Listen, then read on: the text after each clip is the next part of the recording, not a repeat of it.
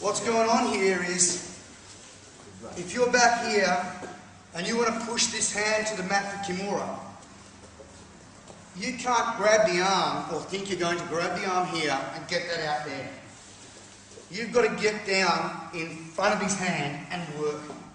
If you want to push rubbish off a lot with a bulldozer, you've got to get in front of it, right? You can run over it all you want. That's about one thing, angle. Alright, so it's no good coming from the top.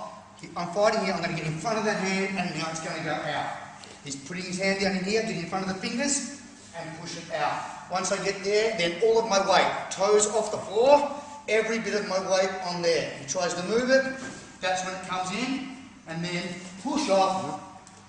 And now, the thing from here is, do not let that hand come here. Keep it separated from his body the whole time, the whole time, the whole time. Okay, again, up on your legs. One of my thoughts about Kimura is, if I can isolate a hand by running interference between his hand and his body, he can now try and get his hand back, he can't, and I can do Kimura. So it's not so much about getting the lock, because you're busy getting the lock, you'll get his hand back in. I think of it like a lion wants to separate the zebra from the herd. Zebra, okay? So it's about getting the separation from there to there. Now he can do what he wants, but in the meantime, I'm never going to my goal is never let that come back. The separating it from his body is the main point. Then later on you can get the Kimura.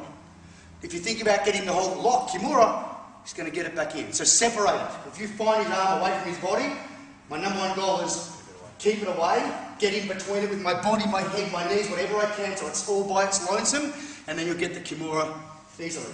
I mean, you can do, that's a ridiculous example, but you can do that from our neck. Just getting in there, and I'm done with my body.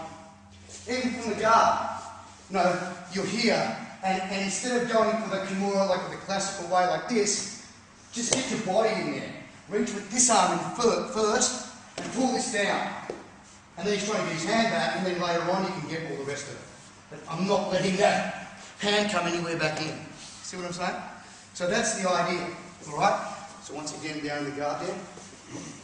So he's trying to come over, hands in front. So you can't just stay up here. You've got to get down in there and fight with your head, and fight with those hands in front of his hand, and drive it down and put all your weight. Then you hit the lock. Keep it separated the whole time until you do the finish.